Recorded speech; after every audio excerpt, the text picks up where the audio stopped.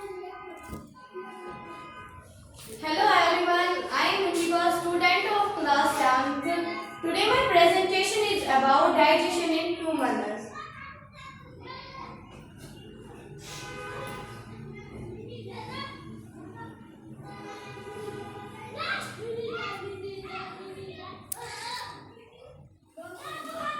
Well, हमें आज पढ़ना है कि डाइजेशन होती कैसे है. So let's start our topic.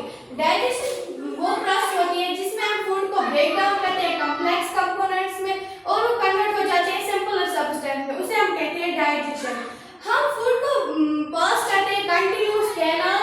उस कैनाल को हम एलिमेंट्री कैनाल कहते हैं. जैसे कि उसमें आता है माउथ. ये बहुत सारे कंपार्टमेंट्स में डिवाइड होता है. माउथ का दूसरा नाम है बकल कैविटी. फूड पाइप का दूसरा नाम है oesophagus. Stomach, small intestine, large intestine, ending in the rectum, the अंस. यही हमें आज पढ़ना है कि डाइजेशन होती कैसे है. सबसे पहले हमने फूड को माउथ में डाला. माउथ का दूसरा, मैंने आपको पहले ही बोला कि माउथ का दूसरा नाम होता है बकल कैविटी. ये जो यहाँ पे है ये बकल कैविटी माउथ, उसका दूसरा नाम है बकल कैविटी. हमने फूड को बकल कैविटी में डाला. उस प्रोसेस को हम इंजेक्शन कहते हैं. फिर हमने फूड को च्यू किया. हमारे माउथ के अंदर एक ग्लैंड प्रेजेंट होता है जिसे हम स्लाइवरी ग्लैंड कहते हैं. वो जो ग्लैंड होता है वो इंसेक्रेट करता है स्लाइवा जो हमारे फूड के साथ मिक्स होता है और वो स्टार्च को ब्रेक डाउन करता है और वो कन्वर्ट हो जाते हैं शुगर में. उसे हम फिर हमारा फूड बॉल्स बन के यहाँ से बॉल्स बन के फूड पाइप में जाता है. फूड पाइप में उसे एक फूड पाइप का दूसरा नाम होता है ईसोफेगस. फूड पाइप में उसे एक मूवमेंट होता है जिसे हम पेरिस्टाल्टिक मूवमेंट कहते हैं. उसी मूवमेंट की मदद से वो स्टोमक में जाता है. जो ये स्टोमक होता है ये एक थिक वॉल बैग होता है. ये होता है widest part of alimentary canal and ये जे शेप्ड होता है. इसकी इनर लाइनिंग पे होता है म्यूक्स एंड इसमें होता है हाइड्रोक्लोरिक एसिड एंड बहुत सारे डाइजेस्टिव जूसेस भी इसमें होते हैं.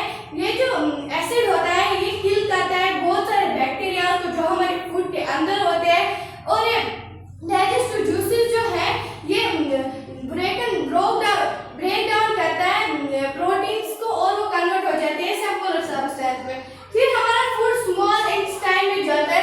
ये जो स्मॉल इंटेस्टाइन होता है ये हाईली वायलेंट होता है एंड ये 7.5 मीटर लॉन्ग होता है. ये रिसीव करता है secretions from liver and pancreas. ये जो लिवर होता है ये रेडिश ब्राउन कलर का ग्लैंड होता है. ये लार्जेस्ट ग्लैंड होता है बॉडी में. ये सेक्रेट करता है बाइल जूस जो स्टोर होता है गॉल ब्लैडर में.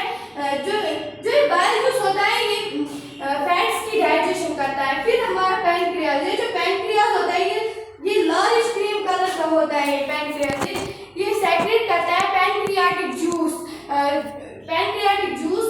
जो ये पैनक्रियाटिक जूस होता है ये एक्ट करता है कार्बोहाइड्रेट्स एंड ब्रोकन डाउन करता है सिंपल शुगर एंड फिर वो बन जाता है ग्लूकोज. फैट्स को कन्वर्ट करता है fatty acid and glycerol. Proteins को कन्वर्ट करता है अमीनो एसिड. अब है एब्जॉर्प्शन ऑफ स्मॉल इंटेस्टाइन. हमारे स्मॉल इंटेस्टाइन में एब्जॉर्प्शन इन स्मॉल इंटेस्टाइन. हमारे स्मॉल इंटेस्टाइन के अंदर एब्जॉर्प्शन कैसे होती है फूड की. जो हमारा डाइजेस्टेड फूड होता है वो हमारे ब्लड वेसल्स में जाते हैं. उस प्रोसेस को हम एब्जॉर्प्शन कहते हैं. हमारे स्मॉल इंटेस्टाइन में होता है 1000 टॉप फिंगर लाइक प्रोजेक्शन जिसे हम विलर कहते हैं. विलर जो होता है ये सरफेस एरिया बढ़ाता है और वो एब्जॉर्ब करता है डाइजेस्टेड फूड. जो एब्जॉर्बर सब्सटेंसेस होते हैं वो पास होते हैं ब्लड वेसल्स में बहुत सारे ऑर्गेनल्स के थ्रू उस प्रोसेस को हम एसिमिलेशन कहते हैं. फिर हमारा फूड जाता है लार्ज इंटेस्टाइन में. जो ये